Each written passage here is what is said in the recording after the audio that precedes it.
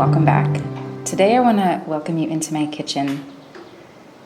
This is just going to be conversation, me rambling, sharing some stories, and bringing you along for just a day in the life of what it looks like to be on our homestead, in our kitchen, for just a short period of time.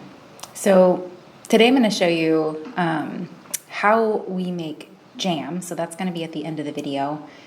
But every time I'm in my kitchen in like the heat of summer, which it is hot, it is probably about 100 degrees. We are having a heat wave here in June in Pennsylvania, and it's normally not like this.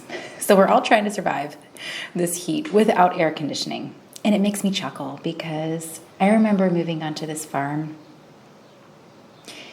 and we moved here in May, and we were homesteading prior to that on a rented piece of land. It was my husband's grandfather's farm that was purchased by a family friend, and we were living in the double wide, and we had the run of the land, and it was awesome. We were just finding our way and growing food and starting our family, raising animals, and we were in pure bliss. It was so fun.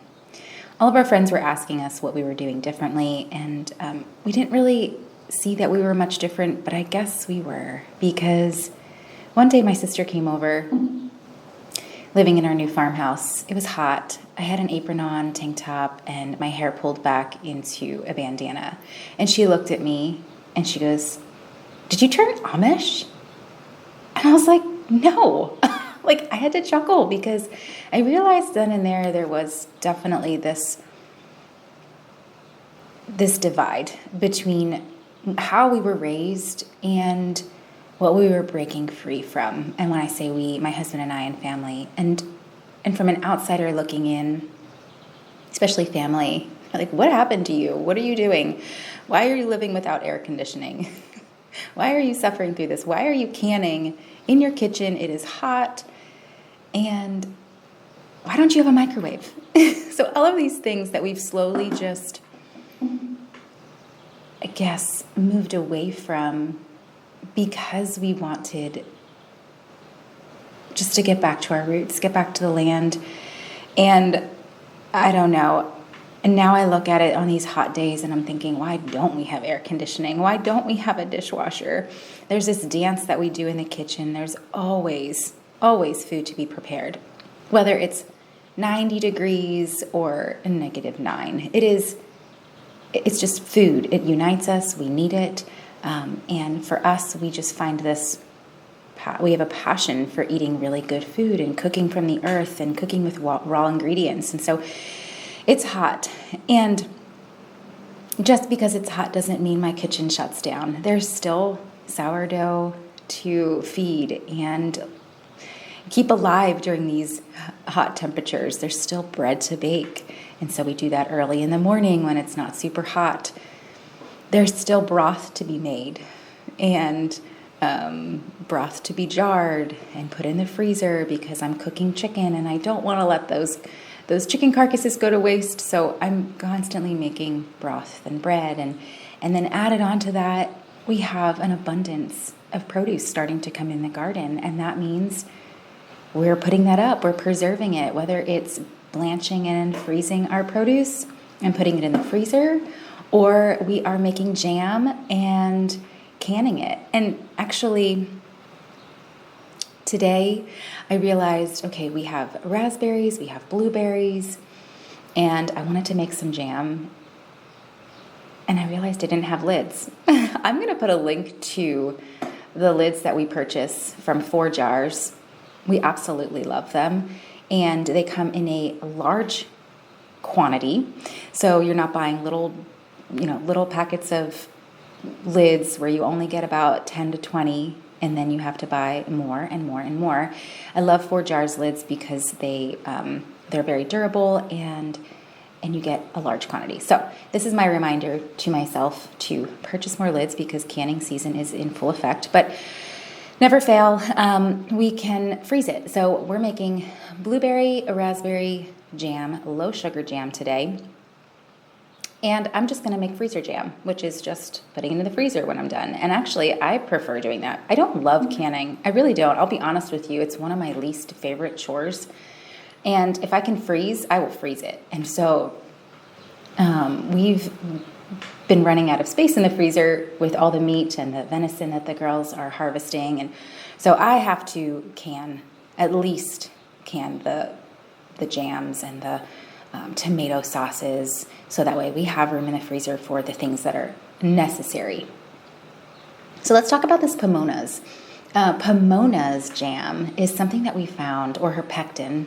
I say her, I'm not sure if it's a her, but Pomona's Pectin, the company, is an actual legit company where you only add a tiny bit of sugar. When I was starting to make jam, way back in the day, I was looking for low sugar Pectin, and the low sugar variety still called for 4 cups of sugar. And I'm thinking, how is this low sugar? The normal stuff is 6 cups of sugar. So 2 cups less, right? With Pomona's, you can use honey, which I love using honey. And our bees are just about ready to be able to, I say bees, but our honey is just about ready to be harvested. So I don't have any honey on hand, and what I'm going to use is just raw cane sugar. And all I need to add is like 3/4 cups. You can add more if you want to, but I love just adding the bare minimum because I love the flavor of the fruit. And actually, putting it on my toast, on my sourdough toast, and tasting the raspberries or the blueberries or the strawberries, and actually tasting summertime instead of just tasting sugar. Something else we love to use our jams for is adding to our homemade yogurt. Instead of, if we don't have any fresh fruit in the dead of winter time, I can pull a jar of jam out and make it just like store-bought, and it tastes so good and so fresh. So the thing with Pomona's is it's a little bit different if you've made jam before.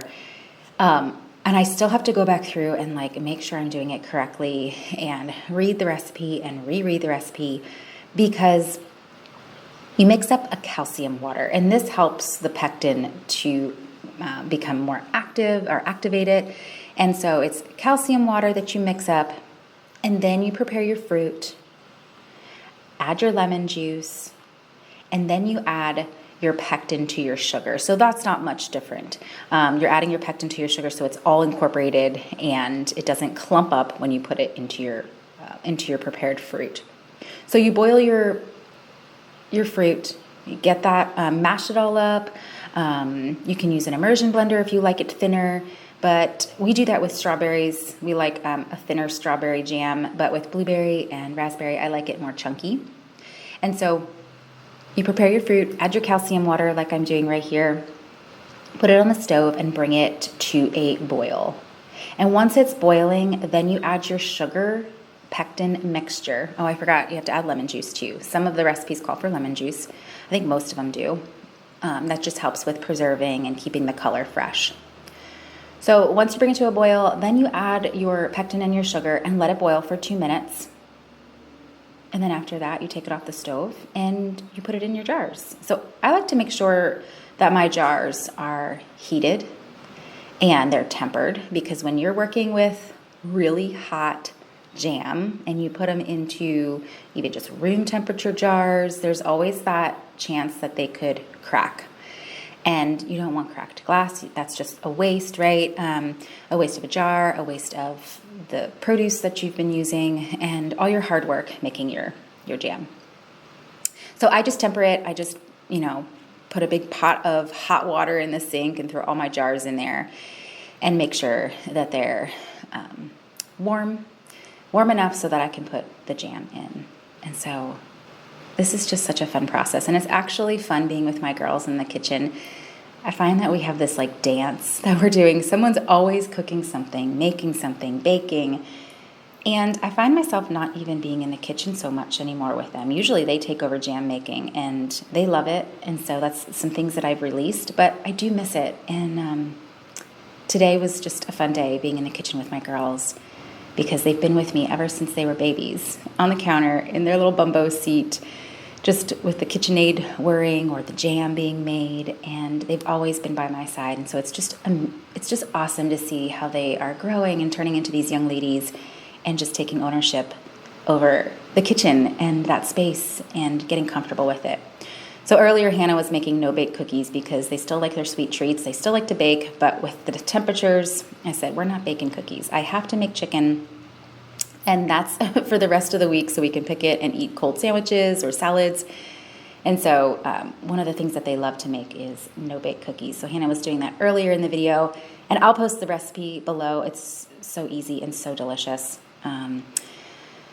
But yeah, I want to say thank you for being here, and I will put all the links for the Pomona's Pectin in the notes below. Make sure you comment, like, subscribe for more videos, ask questions about homesteading. I'd love to answer them in some upcoming videos, but for now we're going to get to jarring this and putting it in the freezer, and we all have to taste it. It's so good. And again, you can make Pomona's jam with you can freeze it, you can can it if you want to, but again, here we're freezing it because we didn't have our lids. So I'll put all the links below, so that way you can go and get your lids, you can get some Pomona's Pectin, and start canning and putting up all the delicious produce from farmers markets and maybe from your own garden and orchards nearby.